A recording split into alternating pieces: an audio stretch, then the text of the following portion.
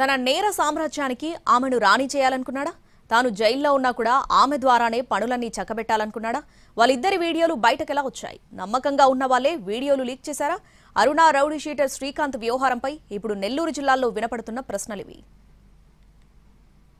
Rowdy sheeter Srikanth AP politics లో ఇప్పుడు hot topic.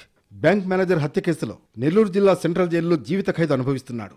Srikanth payroll వ్యవహారం ఏపీ రాజకీయాల్లో ప్రకంపనలు సృష్టిస్తోంది. అధికార ప్రతిపక్షాల మధ్య మాటల తూటాలు పేలుతున్నాయి.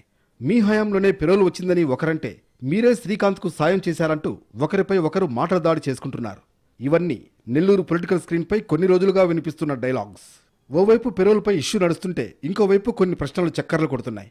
అటు రౌడీ గ్యాంగులు, ఇటు పోలీసులు, మరోవైపు జనాల నోళ్లలో ఈ ప్రశ్నలు నానుతూనే ఉన్నాయి. ఇంతకీ అవేం క్వశ్చన్స్ అంటారా? ఆసుపత్రిలో అరుణతో శ్రీకాంత్ సన్నిహితంగా ఉన్న వీడియోలు ఎలా బయటకొచ్చాయి? ఈ విషయమే ఇప్పుడు $1 మిలియన్ ప్రశ్నగా మారింది. ఎందుకంటే ఆసుపత్రి బెడ్ పైన శ్రీకాంత్, అరుణ ఉండగా కొందరు వీడియోలు తీశారు. వాళ్లంతా శ్రీకాంత్ గ్యాంగ్లోని కీలక సభ్యులే. శ్రీకాంత్, అరుణకు అత్యంత సన్నిహితులైన కొంతమందే ఆ సమయంలో అక్కడున్నారు. అందులో ఎవరు వీడియోను లీక్ చేశారా అనే ప్రశ్న వినిపిస్తోంది. శ్రీకాంత్ మీద కోపంతో వీడియో బయటకొచ్చిందా, లేక అరుణ ఆధిపత్యాన్ని తగ్గించేందుకు ఆ వీడియోను లీక్ చేశారా అన్న సందేహాలు వ్యక్తమవుతున్నాయి. వెంకటగిరికి చెందిన భాగ్యరాజ్కు అరుణకు పెళ్లైంది. భాగ్యరాజ్, శ్రీకాంత్ ఇద్దరూ సన్నిహితులే. కానీ అరుణ శ్రీకాంత్కు దగ్గరైంది. జైల్లో తరచూ కలుసుకునేది. వెంకటగిరిలో అరుణ దందాలకు పాల్పడిందన్న ప్రచారం ఉంది.